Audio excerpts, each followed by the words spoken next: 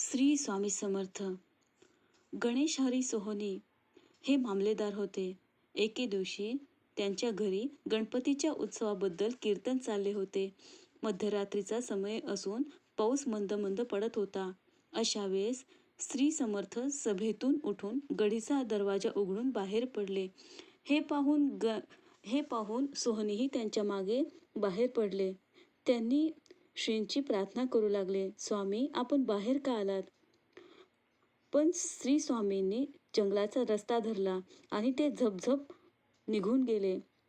सोहनीही त्यांच्या मागे हातात मशाल घेऊन धावत सुटले. स्वामी काय चुकले? चूक माफ करा, पण घरी चला. तेव्हा श्री स्वामी त्यांना म्हणाले, तुझ्या घरी आम्हास विटाळ होतो म्हणून आम्ही येत नाही असे ते म्हणाले. स्वामी असे म्हणून निघून गेले. सोहनीही हातात मशाल घेऊन स्वामी मागे कोसभर जंगलात निघून गेले. पण त्यांना परत येण्याविषयी वारंवार प्रार्थना करू लागले.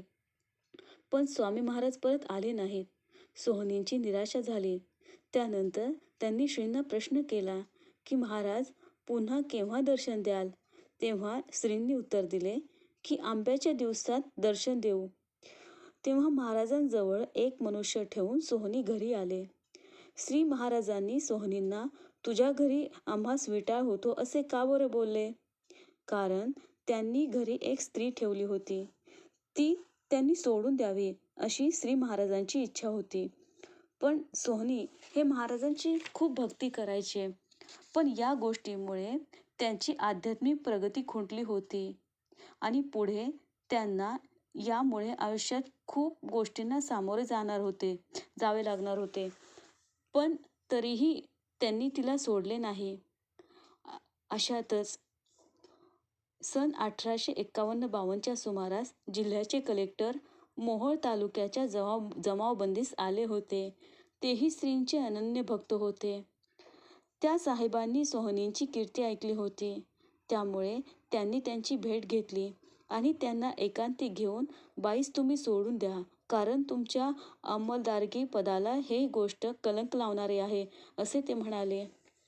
हे ऐकताच सोहनींना राग आला आणि त्यांनी असे सांगितले की तुम्ही आमच्या खाजगी गोष्टीत लक्ष घालू नये.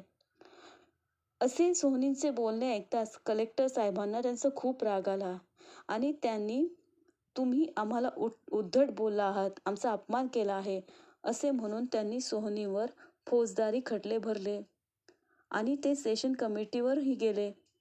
पण श्री समर्थ कृपेने ते सेशनमधून निर्दोषी सुटले. मात्र त्यांचे मामलदारकी पद गेले. पुढे आंब्याचे दिवस आले आणि श्री समर्थांनी दिगंबर रूपाने सोहनींना दर्शन दिले. त्यांना 2 आंबे त्यांच्या पदरात घातले आणि स्वामी अदृश्य झाले. काही दिवसांनी सोहनींनी स्वामींनी सांगितल्याप्रमाणे त्या स्त्रीस सोडून दिले. तेव्हा पुन्हा त्यांना बडोद्याची मामलदारकीचे पद मिळाले. श्री स्वामी समर्थ.